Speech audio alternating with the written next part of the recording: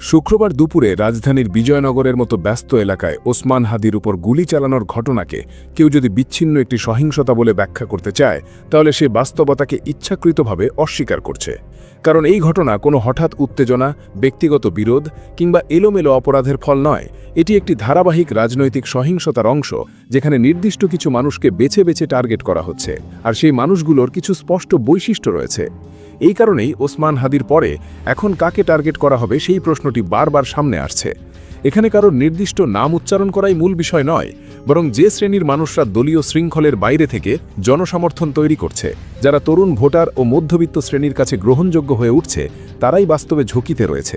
এটি কোনো হত্যার রাজনীতি নয়, এটি একটি পরিকল্পিত ষড়যন্ত্র, যার মাধ্যমে সকল রাজনৈতিক নেতাদের হুমকি দেওয়া হলো। প্রিয় দর্শক, ভিডিওটি না টেনে পুরো দেখবেন।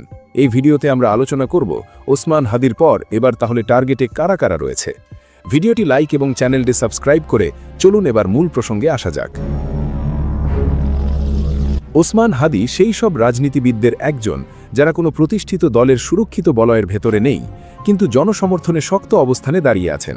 তিনি তরুণদের ভাষায় কথা বলেন, রাজপথে দৃশ্যমান থাকেন এবং রাজনৈতিক সুবিধাবাদের বাইরে গিয়ে মত প্রকাশ করেন। বাংলাদেশের রাজনৈতিক বাস্তবতায় এই ধরনের মানুষরাই সবচেয়ে বেশি ঝুঁকিপূর্ণ, কারণ তারা পুরনো সমীকরণকে প্রশ্নবিদ্ধ করে।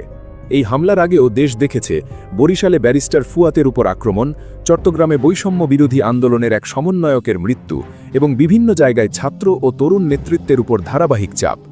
আলাদা আলাদা করে দেখলে এগুলো বিচ্ছিন্ন ঘটনা মনে হতে পারে, কিন্তু একসাথে রাখলে একটি স্পষ্ট প্যাটার্ন তৈরি হয়। একই ধরনের রাজনৈতিক অবস্থান, একই ধরনের প্রভাব এবং একই ধরনের ঝুঁকি, সব মিলিয়ে এটি একটি লক্ষ্যভিত্তিক আক্রমণের চিত্র তুলে ধরে। ওসমান হাদির ওপর হামলার ক্ষেত্রে সবচেয়ে গুরুত্বপূর্ণ বিষয় হল, ঘটনার আগেই সামাজিক মাধ্যমে হুমকি, উস্কানি এবং নির্দিষ্ট সময়সীমা উল্লেখ করে দেওয়া বার্তা ছড়িয়ে পড়েছিল। কিছু ভিডিও ও পোস্টে নাম ধরে ইঙ্গিত দেওয়া হয়েছিল, যা পরে বাস্তবে গিয়ে মিলেছে। এই ধরনের পূর্বাভাস ও পরবর্তী বাস্তবায়ন কোনোভাবেই কাকতালীয় হতে পারে না। এটি স্পষ্ট করে দেয় যে হামলাটি ছিল পরিকল্পিত এবং সুসংগঠিত। এখন প্রশ্নটা কে গুলি করেছে এটা নয়, প্রশ্নটা আরও গভীর। কারা চাচ্ছে দেশের জনগণের মনে ভয়-ভীতি ঢুকিয়ে নির্বাচন বর্জন করাতে? কারা ওসমান হাদির মতো রাজনীতিবিদদের সরিয়ে দিতে চাচ্ছে? কারা চায় না রাজনীতিতে এমন একটি ধারা গড়ে উঠুক যেখানে তরুণ প্রজন্ম বাক স্বাধীনতা ফিরে পাক?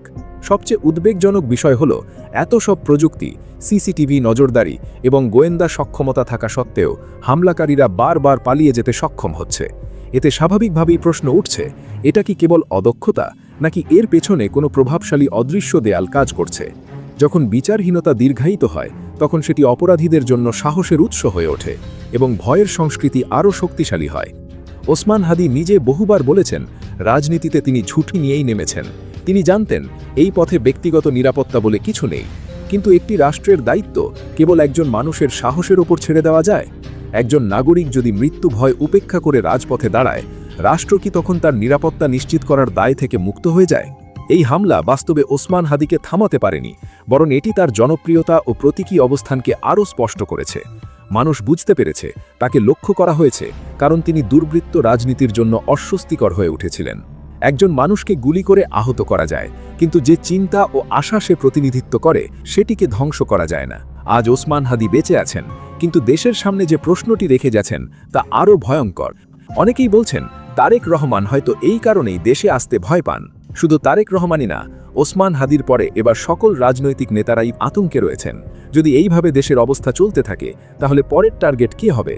এই প্রশ্নের উত্তর যদি রাষ্ট্র ও বিচার ব্যবস্থা না দেয়, তাহলে সেই শূন্যতা ভয়, অনিশ্চয়তা এবং সংঘাত দিয়ে পূর্ণ হবে। আর তখন ক্ষতিগ্রস্ত হবে কেবল একজন নেতা নয়, পুরো রাজনৈতিক ভবিষ্যৎসহ দেশের সাধারণ মানুষ।